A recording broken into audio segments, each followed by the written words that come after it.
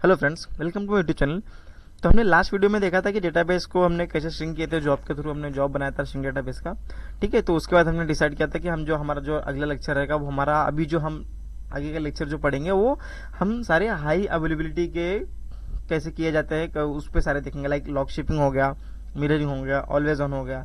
तो इन सब चीज़ों को परफॉर्म करने के लिए हमें मल्टीपल सर्वर की रिक्वायरमेंट रहती है। लाइक अगर हम लॉक शिपिंग देखें तो लॉक शिपिंग में हमको दो सर्वर की रिक्वायरमेंट होती है, एक प्राइमरी और एक सेकेंडरी।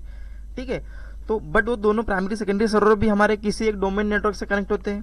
ठीक है, तो उसके लिए हमें डोमेन सर्वर की रिक्वायरमेंट पड़ती है। ठीक है, तो आज के इस वीडियो में हम पहले कॉन्फ़िगर करेंगे। ये वीडियो में भी हो सकता है लंबा हो या 2-3 पार्ट में बनेगा। तो इसमें हम पहले देखेंगे कि डोमेन सर्वर कैसे कॉन्फ़िगर करना है सॉरी, डोमेन सर्वर कैसे कॉन्फ़िगर करना है। उसके बाद कॉन्फ़िगर करने के बाद उस डोमेन का नाम कैसे प्रोवाइड करना है, उसको आईपी देनी है। फिर उसके बाद डोमेन कॉन्फ़िगरेशन करने के बाद हमें दो जो सर्वर बनेंगे प्राइमरी सेकेंडरी नाम से जो मैं बनाऊंगा या नोड 1 नोड 2 नाम से जो बनाऊंगा उसको कैसे डोमेन से हमको ऐड करना है, डोमेन में ऐड करना है सर्वर को, ताकि एक दूसरे के वो सिंक में आ सके। ठीक है, तो उसके लिए कुछ प्री रिक्विजिट्स है फ्रेंड्स। तो हम यहाँ पे देख सकते हैं कि उसके लिए हमको विंडोज का ओएस सर्वर लेवल का ओएस हमको रिक्वायरमेंट रहेगा। लाइक 16, 19, 22। तो मेरे पास लेटेस्ट है 2022 का आईएसओ फाइल मैंने यहाँ पे डाउनलोड करके रखा है।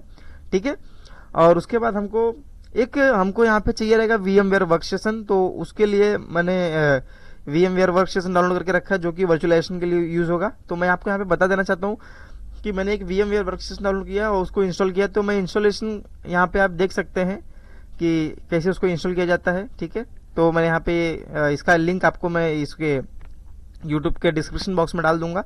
तो आप वहाँ के इसके यहाँ पर जाके इसके स्टेप्स को फॉलो कर सकते हैं कि उसको कैसे इंस्टॉल किया जाता है। ठीक है, इसको इंस्टॉल करने के बाद ये जो की हो आपको ऑनलाइन भी की मिल जाएगी। ठीक है, अगर नहीं मिलती आपको की ऑनलाइन की तो आप मुझे कमेंट करिए, मैं आपको वहाँ पे प्रोवाइड कर दूंगा। ठीक है, तो इसको इंस्टॉल करने के बाद सॉरी, हाँ, इसको इंस्टॉल करने के बाद मैंने यहाँ पे देखिए इंस्टॉल कर लिया सक्सेसफुली। अब हम यहाँ पे बनाएंगे अपना डीसी, लेकिन उसके पहले रिक्वायरमेंट जो रहेगी हमारा, तो मैंने यहाँ पे लेटेस्ट 2022 का विंडोज सर्वर लिया है, उसका आईएसओ फाइल। और हमको हार्डवेयर में जो मिनिमम रिक्वायरमेंट रहेगी 2 CPU कोर के रहेंगी। ठीक है, रैम आपको 4 GB रहेगा मिनिमम, और 8 GB रिकमेंडेड है, बट 4 GB रहेगा तो भी चल जाएगा। ठीक है, और डिस्क की रिक्वायरमेंट 60 GB रखेंगे, क्योंकि अगर हम डोमेन सर्वर अगर हम डिफाइन करेंगे उसी डोमेन सर्वर में हम सारे जो सर्वर रहेंगे उसको डिस्क प्रोवाइड करेंगे एक्स्ट्रा स्कजी के रूप में। जब हम क्लस्टरिंग देखेंगे तो हम पहले से स्पेस लेकर रखते हैं। ठीक है, और हमें स्टैटिक आईपी की रिक्वायरमेंट पड़ेगी डोमेन सर्वर को देने के लिए। ठीक है, फिर हम कॉन्फ़िगर को डीएनएस कॉन्फ़िगर करेंगे। ठीक है, फिर कंप्यूटर का नाम देंगे। ठीक है, तो ये सारी चीज़ें हम देखेंगे। ठीक है, तो चलिए, मैंने यहाँ पे क्या किया, वीएम इंस्टॉल कर लिया है। ठीक है, अब मैं पहले यहाँ पे एक नया सर्वर पहले बनाते हैं। तो यहाँ पे मैं क्लिक करूंगा क्रिएट न्यू वर्चुअल मशीन पे जाके। ठीक है, अब यहाँ पे मैं टिपिकल पे क्लिक करने के बाद फिर यहाँ पे I will install the operating system later, मैं इसको सिलेक्ट करता हूँ ताकि मैं बाद में सिलेक्ट करता हूँ। पहले अभी हम क्या करेंगे, माइक्रोसॉफ्ट विंडोज का लेने वाले हैं, सर्वर 2022 है। ठीक है, अब उसका वर्चुअल मशीन का नाम मैं यहाँ पे दे देता हूँ डीसी, क्योंकि मेरा डोमेन कंट्रोलर बनेगा। ठीक है, अब मुझे इस डीसी कंट्रोलर को कहाँ पे रखना है, तो उसके लिए मैंने सेपरेट डिस्क में स्पेस दे के रखा हूँ। तो यहाँ पे जाते हैं हम। ठीक है, डी ड्राइव में गया। ठीक है, फिर एक सेकंड, हाँ, यहाँ पे गया डीसी नाम का फोल्डर के अंदर, इसके अंदर मैं डीसी बनाऊंगा। ठीक है, फिर मैं नेक्स्ट पे क्लिक करूंगा अब यहाँ पे हम 60 GB मिनिमम बाय डिफॉल्ट हम इसको असाइन कर देते हैं। ठीक है, इसको एज इट इज, उसके बाद फिनिश पे क्लिक करेंगे। ये हमारा जो है अभी एक मशीन बन के तैयार हुई, लेकिन अभी इसमें हमारा डिस्क जो आईओ इमेज है वो अभी तक डिटेक्ट नहीं हुआ। तो अभी हम यहाँ पे एडिट पे क्लिक करेंगे, क्योंकि यहाँ पे मैंने I will install the later select किया था। ठीक है, अब यहाँ पे जाएंगे, यहाँ पे सिलेक्ट करेंगे use the ISO image file. यहाँ पे इसको सिलेक्ट करेंगे Windows server 2022 sorry, Windows server 2022 को सिलेक्ट किया मैंने, ओके किया। ठीक है, अब इसको मैं पावर ऑन करता हूं। ठीक है,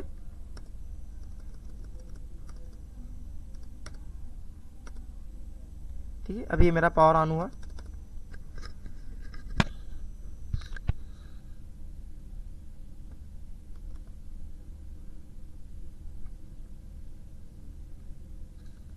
ओके, ये लगता है ये फिर से इसको रिस्टार्ट करना पड़ेगा, क्योंकि ये डिटेक्ट नहीं किया। इसको मैं फिर से रिस्टार्ट कर देता हूँ। रिस्टार्ट करने के बाद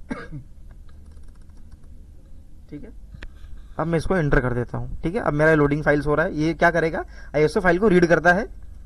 ठीक है,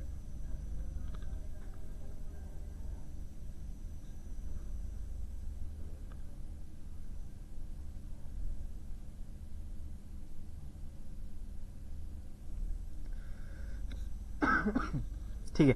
अब यहाँ पे हम इसको नेक्स्ट पे क्लिक करेंगे। ठीक है, इंस्टॉल नाउ पे क्लिक करेंगे।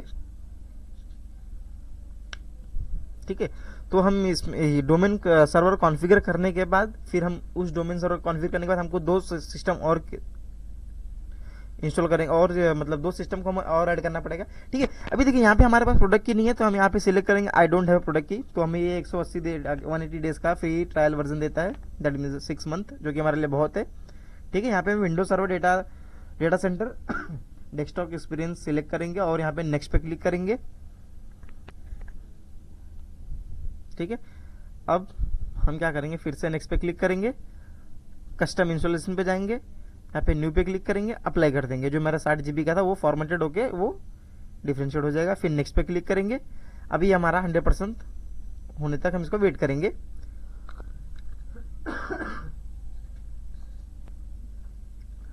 तो हम इसके डोमेन सर्वर कॉन्फ़िगर करने के बाद दोस्तों, हम जब दो एक्स्ट्रा जो सर्वर ऐड करेंगे तो उसमें हम बनाएंगे, उसमें उसमें उस सर्वर में हम इंस्टॉल करेंगे SQL सर्वर। ठीक है, दोनों सर्वर पे। उसके बाद उस दोनों सर्वर को हम डोमेन से ऐड करेंगे। अटैच करने के बाद हम वहाँ पे lock shipping, mirroring, always on या क्लस्टरिंग हो गया, तो वो सारी चीज़ें हम देखेंगे, क्योंकि ये सारी चीज़ें हाई अवेलेबिलिटी में आती हैं। कि दैट मीन्स कि अगर हमारा एक सर्वर डाउन होता है तो दूसरे सर्वर पे हम कैसे स्विच कर सकते हैं। ठीक है, या फेलओवर की एक्टिविटी परफॉर्म करनी हो, तो ये सारी चीज़ें हम वहाँ पे देखेंगे। तो इसके लिए हमें डोमेन सर्वर की रिक्वायरमेंट होती है और दो सर्वर की, इसके लिए हम वहाँ पे डोमेन सर्वर कॉन्फ़िगर कर रहे हैं। ठीक है,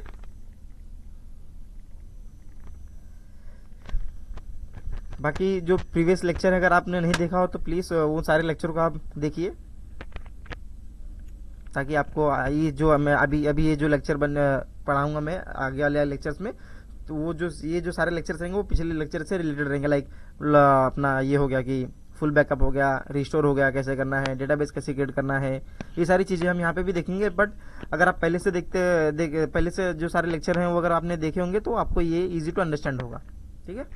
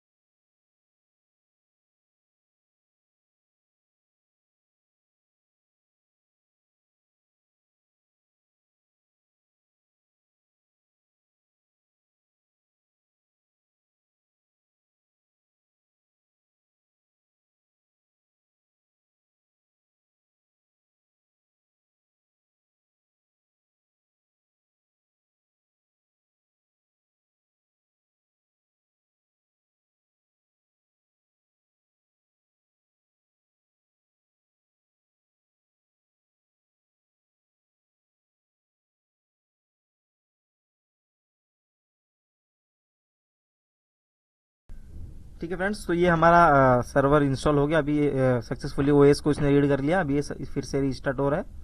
ठीक है,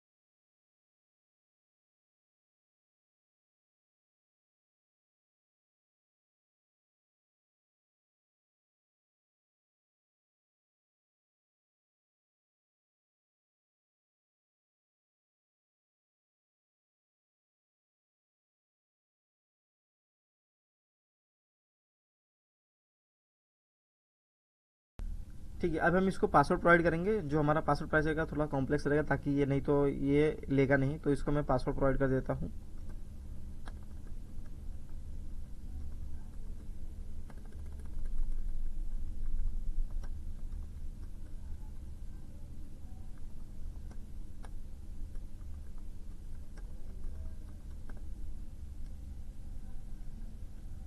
ठीक है, ये मेरा हो गया। अब मैं इसको लॉगिन करता हूँ।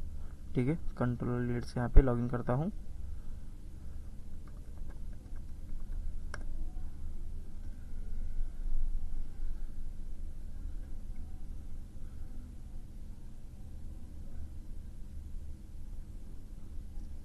ठीक है फ्रेंड्स, तो ये हमारा यहाँ पे ये हमारा सक्सेसफुली ओएस जो रीड करके इंस्टॉल हो गया। अभी ये देखिए, अगर हम देख सकते हैं तो यहाँ पे हमारा जो ये विंडो है वो हाफ रेंज में दिख रहा है। ठीक है, तो अगर मैं इसको सिलेक्ट करूँ, ठीक है, तो मैं यहाँ पे जाऊँगा, वीएम पे जाऊँगा, इंस्टॉल वीएमवेयर टूल पे क्लिक करूँगा। जैसे ही मैं इंस्टॉल वीएमवेयर टूल पे क्लिक करूँगा, उसके बाद मैं यहाँ पे फोल्डर्स पे जाऊँगा। ठीक है, फोल्डर्स पे गया, यहाँ पे देखिए डीवीडी ड्राइव करके आ गया। अब इसके जो सेटअप 64 है, इसको मैं रन करूँगा। तो ये रन करने से क्या होगा कि जो मेरा विंडो जो शॉर्ट में दिख रहा है वो पूरा फुल डिस्प्ले में आ जाएगा। ठीक है, तो पहले मैं इसको कर लेता हूँ, फिर उसके बाद हम देखते हैं कि हमारा जो डोमेन कॉन्फ़िगरेशन है वो कैसे किया जाता है, उसको स्टेप बाय स्टेप देखते हैं। इसको मैं कम्प्लीटली इंस्टॉल कर लेता हूँ, ताकि मेरा जो स्क्रीन है वो फुल मोड में आ जाए।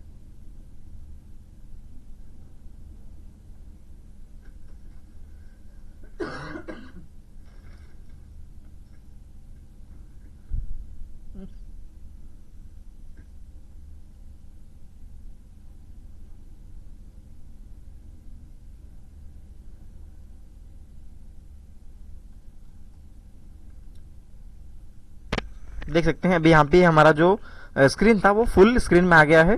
ठीक है, और ये एक बार रिस्टार्ट मांगता है, तो हम इसको रिस्टार्ट कर देते हैं। इसको रिस्टार्ट करने से पहले तो अभी यहाँ इसको रिस्टार्ट करना पड़ेगा हमको। तो आज के लेक्चर में दोस्तों फिलहाल पहले इतना ही देख लेते हैं, नहीं तो ये लेक्चर मेरा लंबा हो जाएगा। तो यहाँ पे रिस्टार्ट करने के बाद हम नेक्स्ट लेक्चर में देखते हैं कि कैसे हम डोमेन सर्वर कॉन्फ़िगर करते हैं। ठीक है, तो आज के लेक्चर के लिए पहले हम इसको रिस्टार्ट कर लेते हैं फिलहाल, क्योंकि जो हमारा अभी जो हम डोमेन कॉन्फ़िगरेशन करने जाएंगे तो उसमें हमारा कम से कम मैक्स टू मैक्स 25-30 मिनट्स ले लेगा। तो अगर मैं एक ही वीडियो में इसको करने जाऊंगा तो वीडियो लंबा हो जाएगा। ठीक है, तो नहीं, मिलते हैं नेक्स्ट वीडियो में कॉन्फ़िगरेशन के साथ। तब तक ये सर्वर रिस्टार्ट होने देते हैं। ठीक है, मिलते हैं नेक्स्ट वीडियो में। Thank you, bye.